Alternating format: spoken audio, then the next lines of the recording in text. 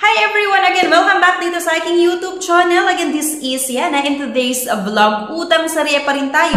At sa video na ito, i-share ko nga sa inyo yung dalawa na pwede nating takbuhan na utangan sa oras de peligro. Yung tipong sa 15 pa yung sahod mo or sa 30 pa yung sahod mo, kaya lang ubos na yung budget mo nung 10th of the month or 25 of the month, wala ka ng budget. Wala ka ng pera, pamasahe, papasok sa inyong trabaho, o di kaya meron kang kailangang bayaran, wala kang pambayad. O di kaya wala kang pangkain sa trabaho nyo, mga besh.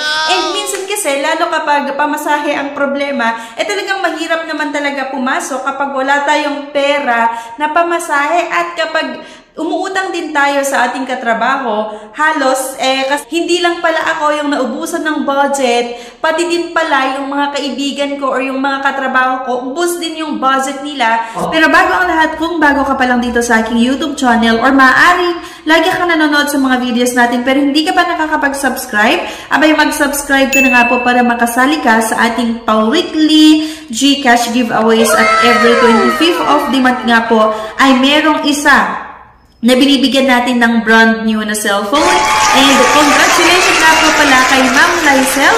Siya po yung makakatanggap ng isang cellphone. Magkipag-coordinate po kayo sa akin sa pamamagitan ng pag-message sa akin sa Messenger or pwede rin naman sa email para ma-inform ko po kayo kung paano nyo makuha nga po yung isang cellphone. At ito na nga po yung mga nanalo ng ating pa-cellphone nung mga nakaraang linggo, nung mga nakaraang buwan. At ayun nga po, congratulations sa bagong winner natin, si Ma'am Lysel. Kaya sa mga hindi pa nakakapag-subscribe, subscribe na nga po kayo para makasali. Kaya naman, i-share ko sa inyo itong dalawa na takbuhan natin or pwede nating takbuhan kapag kailangan natin ng extra cash para pang-budget nga sa mga hindi inaasahang pangangailangan. Ang number one mga beshies na pwede kong ma-share sa inyo ay itong si OLP. Bakit nga ba si OLP or Online Loan Pilipinas? Kasi si Online Loan Pilipinas talaga mga beshies ay napakabilis yung pag-disburse nila ng loan proceeds or yung pera na inutang mo kapag naman talaga na-aprubahan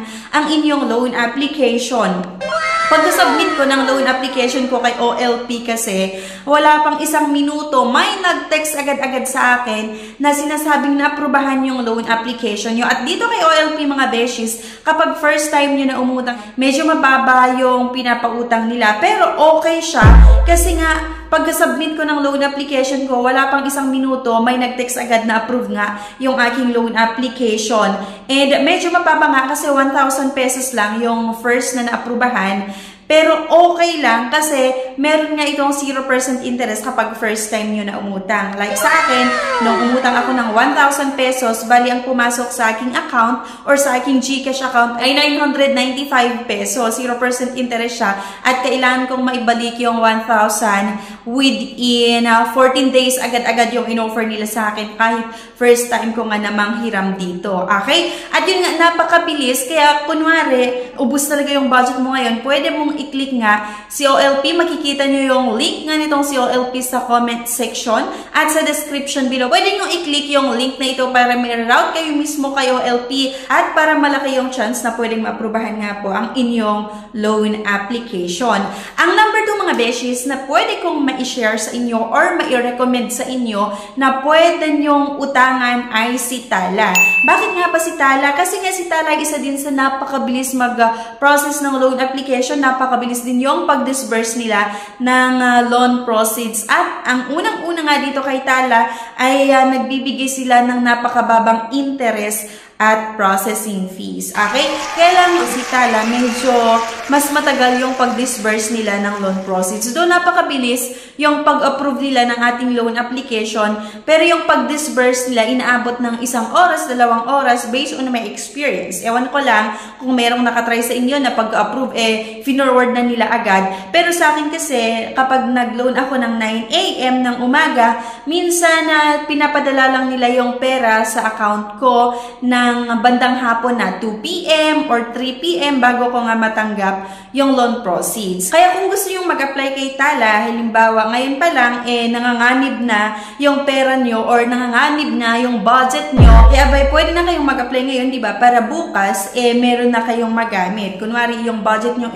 hanggang ngayon lang talaga, wala na kayong budget para bukas, pwede kayong mag-try na mag-apply nga dito kay Tala ngayon para at least pag aprubahan ang inyong loan application, at least matanggap mo agad at meron ka ng magamit bukas. Kasi hindi nga siya yung agad-agad, hindi siya yung 1 minute or 2 minutes, then dinidisburse agad yung loan proceeds. Inaabot yan ng oras. Compared nga dito kay OLP na talagang wala pang 1 minuto, pagka-submit ko ng aking loan application and aprubahan agad nga at wala pang 3 minuto, finorward na rin nila, sinend na rin nila yung loan proceeds nga sa aking GCash account. Kaya natutuwa lang naman ako.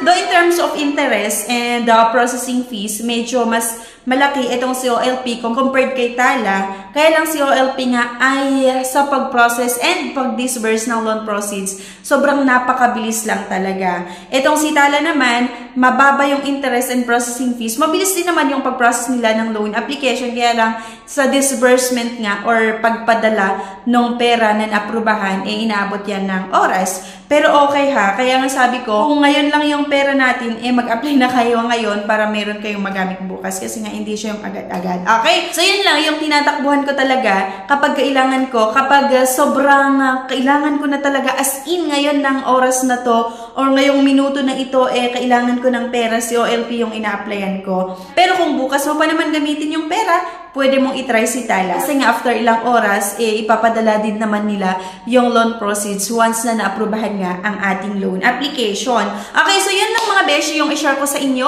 So yun na nga mga beshies, yung link ni OLP ay ilalagay ko na lang din sa comment section at sa description below.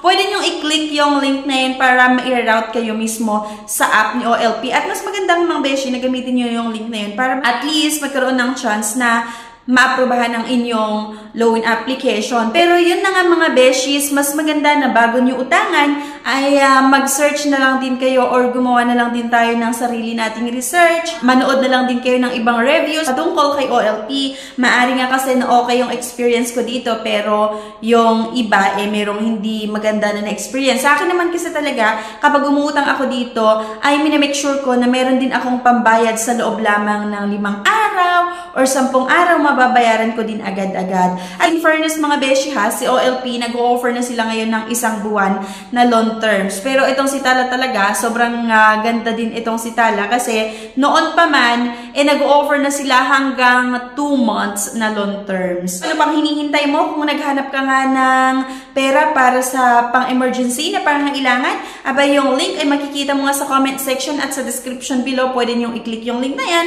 para may explore nga itong dalawang pautangan na ito. Okay, so ayan lang mga beshies. Anyway, thank you for watching. Please don't forget to click the subscribe button. Sana i-like nyo din yung video at i-share nyo na rin sa mga kakilala nyo. Thank you guys and have a nice day. See you on my next video. Bye-bye!